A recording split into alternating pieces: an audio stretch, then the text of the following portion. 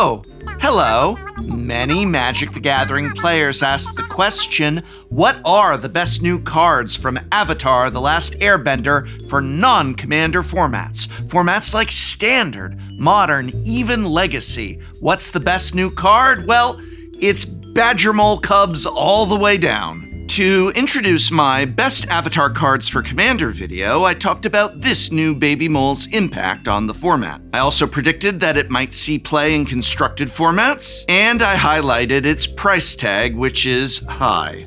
Now, I am not going to talk about Badger Mole quite as much in this video as I did there, but as your friendly neighborhood professor, I'm obligated to say first and foremost, for the record, the best card in Avatar for constructed formats, yeah, it's Badger Mole Cub. This powerful mana multiplier will be format defining in Standard. It will be a powerful card in Pioneer. After all, it has the same text as Leyline of Abundance, a card banned in Pioneer, and it will also be great in Modern, where it combines nicely with fetch lands, turning them into de facto rampant growths, as well as, yes, the format's plethora of powerful mana dorks.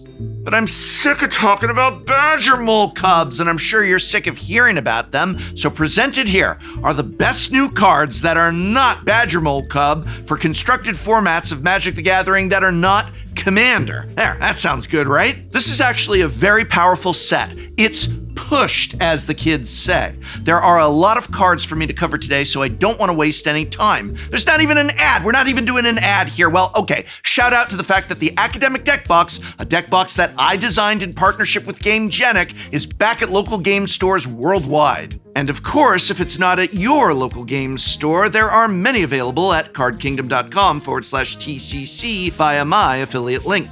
The quality on these deck boxes is through the roof, but what else would you expect from a partnership between myself and GameGenic? We really wanted to design a deck box for everyone, and I feel we succeeded. And since this has been out of stores for a while now, I'm really glad that it's back. Go down to your local game store, see if they have the Academic. Look for my logo. It's on the box. Because whether you play Standard or Modern or Commander or even Pauper, and whether you want to store your cards by themselves or in their own deck boxes within the Academic, and whether you single, double, or triple sleeve, even an all foiled out Commander deck in thick inner hard sleeves, it'll all fit in the Academic. I'm so proud of this deck box, a deck box for everyone, and again, available at local game stores worldwide, or just via my affiliate link at cardkingdom.com/TCC if your local game store doesn't have it. Card Kingdom is one of the few, if only, sellers of Magic cards and accessories with a recognized union, so you really are supporting your community at Card Kingdom, and I encourage you to browse their many singles and other bargains if you visit via my affiliate link. There's still only a limited supply here, so if you are interested in an Academic deck box, then go ahead and visit today. Poke around. Not a sponsor, cause it's me. All right. Let's talk Standard. Yeah, Standard is back because they unalived Vivi, so let's go Standard. Avatar is a Standard set, and there are many cards in it that will have an impact on this new Standard meta. Let's start with something fun. Yeah, this is the Standard section. There's fun in Standard. Well, that is if you find convoluted infinite creature combos fun. Beifong's Bounty Hunters are a 4/4 human mercenary for 2 generic and 1 of each Golgari mana. Whenever a non-land creature dies, Earthbend X, where X is that creature's power. In order to go infinite with Bounty Hunters, you'll need a recursive non-land creature. You'd be forgiven for forgetting this, but Bloodghast is in Standard right now, courtesy of Aether Drift. You also need a repeatable sack outlet. There are 2 in Standard. Umbral Caller Zealot, and Bartlemy de Presidio. Bounty Hunters, a Bloodghast and a sack outlet, combine to make infinite death triggers and infinite ETBs. Sack the Bloodghast, make a 2/2 Earthbend. Sack the Earthbend, it returns to play tapped, per the rules of Earthbending. This brings back the Bloodghast. Rinse, repeat. You'll need a 4th combo piece to translate this into actual lethal, unless your Bartlemy isn't summoning sick and they don't have blockers. But there are many forms that 4th piece could take, from a Blood Artist variant like Vengeful Blood Witch, to the Ping Deserts from Outlaws at Thunder Junction. Speaking of Outlaws, Beifong's Bounty Hunters are mercenaries, which means they aren't sheriffs, which means they can't be killed by Shoot the Sheriff, one of the most ubiquitous 2-mana removal spells dies in the format. But even if the bounty hunters were to die some other way, you'd still get to Earthbend 4. Their death trigger does not say when another creature dies. So at a baseline, this is a 4/4 for 4 that dies into another 4/4. Pretty fun, huh? These kinds of finicky multi-card combos are rarely the real deal in Standard. They require too many moving pieces and are too easily disruptible to really survive any degree of a target on their backs. But it's really nice that the main pieces involved in this combo are A, a recursive piece like Bloodghast, and B, a 4/4 creature that leaves behind a 4/4 when it dies. So I think this is a particular combo that has the chance to at least be competitive at Friday Night Magic. Next up, we have one of the most widely discussed cards from Avatar for Standard, Zhao the Moonslayer. Zhao is a 2-mana, 2/2 red legend with a pair of hateful abilities well suited for the vicious Fire Nation Admiral. First of all non-basic lands enter tapped. Second, you may pay 7 generic mana to put a Conqueror counter on Zhao. As long as he's got a Conqueror counter, he's a Blood Moon, a Magus of the Moon. What a flavorful card. If you've seen the show, this is exquisite Universes Beyond design work, but more relevant to Standard, Zhao is a fantastic way to make multicolored deck pilots miserable. There are a ton of non-basic lands in Standard. Making them all enter tapped will slow your opponents down considerably. In a mono-red deck, the extra turn, or extra turns, that you buy with Zhao's ability give you that much more time to cross the finish line. Zhao's activated ability isn't really very relevant, as you're unlikely to have 7 mana in a mono-red deck. And if you do, you've probably lost. Zhao's Hate Bear ability is very powerful, but the card has a couple issues that prevent him from being quite as devastating as some Standard players think. First and most importantly, it doesn't have haste, so you've bought yourself some time by slowing your opponent down, but you're also costing yourself some time by spending 2 mana on a card that doesn't impact your opponent's life total right away. Secondly, Zhao is legendary. Mono red is not a deck with much card selection. That makes it highly susceptible to bad draws, such as, say, drawing a redundant copy of the legend that you already have in play. Still, taking these downsides into account, Zhao is a powerful card, and I expect him to have an impact on Standard, just maybe out of the sideboard rather than in the main board.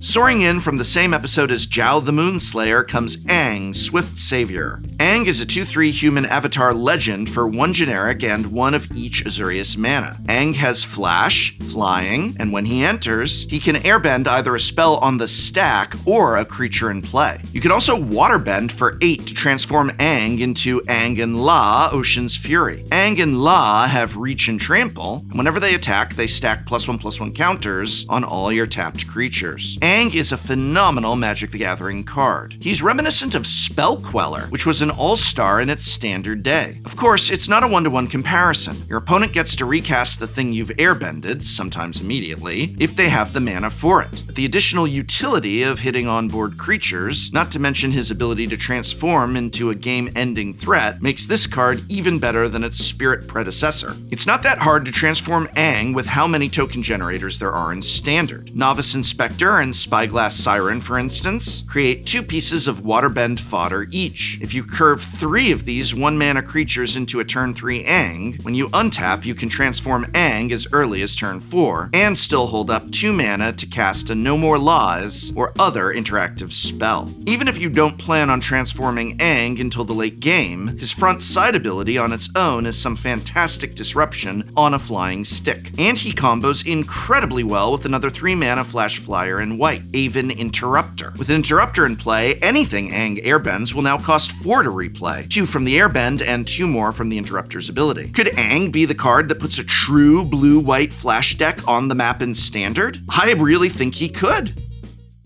Alright, let's move on to the format that's on life support. No, not Standard. We're done talking about Standard. It's Pioneer. If you want to know why Pioneer is on life support, I got a whole video about it right here. Nonetheless, the 6 remaining players of Pioneer are curious if there's any new cards from Avatar for their format, and yes, there are. First up, we have a card that was going to be a banger in Standard, but then everything changed when the ban announcement attacked. In Pioneer, though, it will have its time to shine. Tiger Seal is a 3/3 with Vigilance for 1 blue mana. What? Sorry, just 1 blue mana. Okay, there's a downside. Okay, yeah, I see it now. I see it. It taps itself on upkeep. A big vigilant attacker that taps itself out of all forms of combat on upkeep. Cute. But don't worry, it has a built-in way to untap. Simply draw a second card in a turn. In Standard, Tiger Seal was poised to literally just be a 1-mana 3/3 with Vigilance and no other text, specifically in the Is It Proth's Eidetic Memory deck. See, that deck was already built to draw extra cards pre-combat to trigger Proths. That means it would have been incredibly easy to untap Tiger Seal in time for combat nearly every single turn. Imagine a curve of Tiger Seal into Proths. It taps itself on upkeep, then Proths enters and draws a card. Tiger Seal untaps, you go to combat, and voila! You have a 4/4 with Vigilance for 1 blue mana. If 4/4 with Vigilance is a stat that rings a bell, it's because that's literally Sarah Angel. Ask your parents. On the ground, granted 1 blue mana. That's absolutely absurd. I say imagine this curve, of course, because it'll never be legal to do this in Standard. Proths is gone, but you know where it's not gone? That's right, Pioneer. The main home for Proths in Pioneer is usually as a one-of in Is It Phoenix. Tiger Seal gives the Proths shell from Standard an additional playset of powerful 1-drops to join Marauding Mako. We've seen Standard decks port over to Pioneer basically in their entirety many times before, most recently with the just-banned Red Mouse shell. Will Proths featuring Tiger Seal be next? I think there's a good chance. We actually have one more card for Pioneer before we move on to Pauper and Modern. This one goes in an entirely different kind of deck. Obsessive Pursuit is a 2-mana black enchantment that reads, when this card enters and at the beginning of your upkeep, lose a life and make a clue. Also, whenever you attack each turn, put X +1/+1 counters on target attacking creature, where X is the number of permanents you've sacrificed this turn. If X is 3 or more, the creature also gains lifelink until end of turn. Now, what does that combat trigger remind me of? Alright, I'm not out here saying that Obsessive Pursuit is as good as the card that just got banned from Standard, otherwise I'd be talking about it for Standard, but this is still a great card. Grindy and, in the right deck, good at keeping you alive. The most obvious home for Obsessive Pursuit is in the Golgari Sack deck. This is a deck that, first of all, easily churns out sacrifices to make your creatures big, and it also has cheap creatures that are great to add counters to, most notably Gilded Goose. But additionally, this is a deck that loves anything that generates a passive stream of cardboard. The clue tokens can be sacrificed to Deadly Dispute or level 3 of Scavenger's Talent, or they can just be cracked manually to draw cards in a grindy game. What's more, the life loss from Obsessive Pursuit, which is already mitigated internally with its lifelink granting clause, is also handled in Golgari Food by the life gain from Cauldron Familiar. Obsessive Pursuit is a powerful enough engine to find a home in a lot of different shells, not just the existing Golgari Food deck. In some decks, it might just be a grindy card out of the sideboard for interactive matchups, and in other decks it could be the centerpiece to an entirely new game plan. One way or another, I expect Obsessive Pursuit to make a mark on Pioneer. What's left of Pioneer, anyway.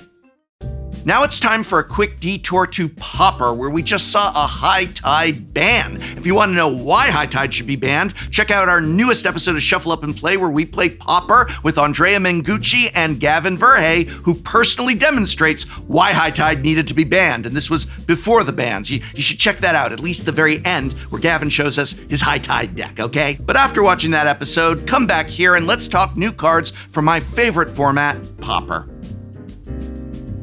A lot of people are talking about the earthbending mechanic for Pauper, specifically because of its synergy with the ubiquitous indestructible artifact lands from Modern Horizons 2. And you know what? They're right. Earthbending looks awesome in Pauper. Unfortunately, the actual Pauper legal cards that earthbend look, not so great. So instead of talking about Earthbend, I want to talk about an entirely different card. Bender's Waterskin is a 3-mana rock that taps for a mana of any color. In other words, it's a variant on Manalith, a category of card that is rarely playable and constructed without some massive upside to go along with it. In Pauper, one such Manalith was Bonder's Ornament, which was eventually banned. So what's the upside on Bender's Waterskin? Well, it untaps on your opponent's untap step.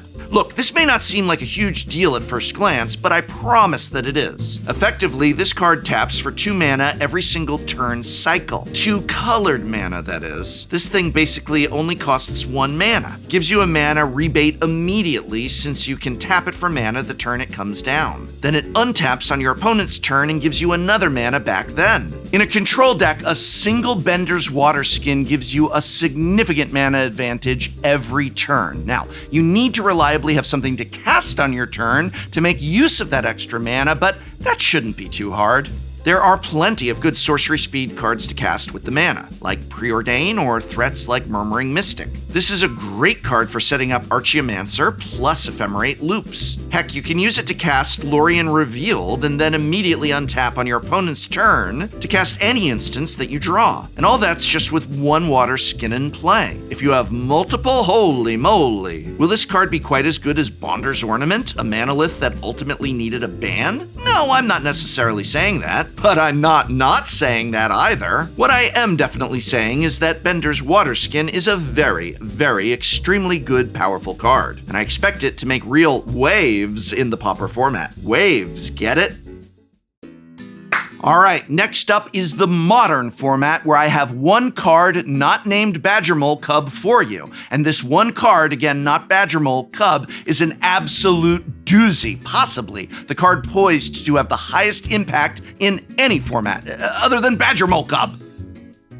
Wan Shi Tong, Librarian, is a legendary bird spirit for X generic and 2 blue mana. Wan Shi Tong has Flash, Flying, and Vigilance and starts at 1 power and toughness. When he enters, put X +1/+1 counters on him, then draw half X cards rounded down. And wait, there's more text. Then, whenever an opponent searches their library, put a +1/+1 counter on Wan Shi Tong and draw a card. In a format defined by fetch lands, Wan Shi Tong is utterly absurd. Your opponent cracks a fetch land and you flash this in response, even at X equaling 0, then you've just cast a 2 mana 2/2 with Flying and Vigilance that drew a card on entry. At that point, if they can't remove Wan Shi Tong, then literally anytime they want to fetch for the remainder of the game, they have to give you a card to do so. Even decks without fetch lands often do plenty of searching. Tron plays 4 copies of Expedition Map, Affinity plays 4 copies of Urza's Saga, Belcher plays 4 copies of Whir of Invention, Amulet Titan plays Green Sun Zenith, Summoner's Pact, Primeval Titan, Scapeshift, and about 4 copies of Urza's Saga these days. When you have spare mana, you can put it toward Wan Shi Tong's X value. But that's really not necessary. The search-heavy nature of Modern will do all the work for you.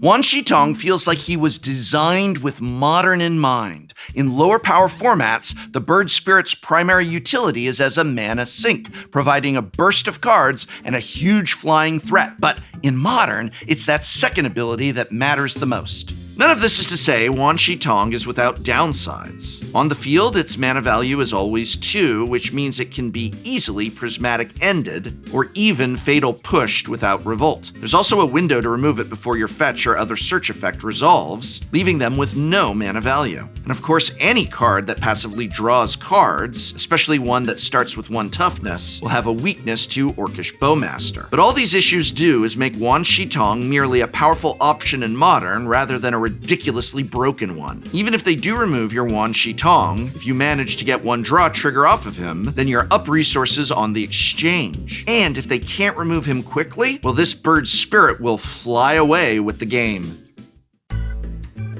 I feel like there's a format we forgot, but what could it be? Hello?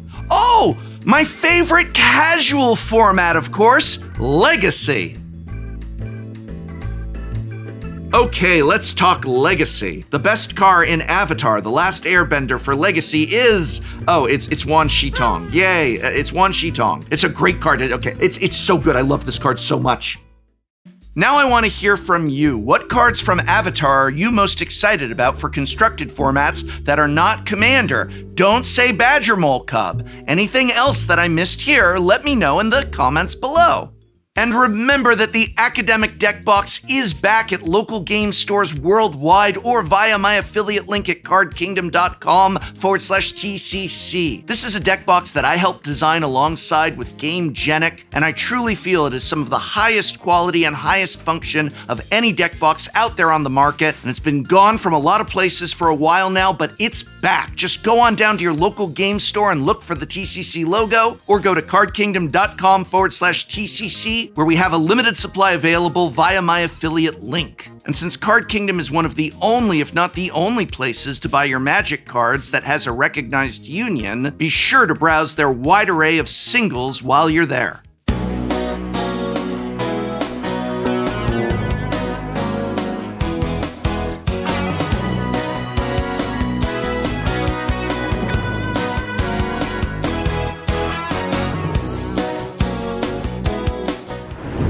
Next time on Shuffle Up and Play. What's up? It's Shuffle Up and Play, and today we have balanced our decks against a medium deck. Mid? Do they call it? I think the kids call it mid. But okay, off.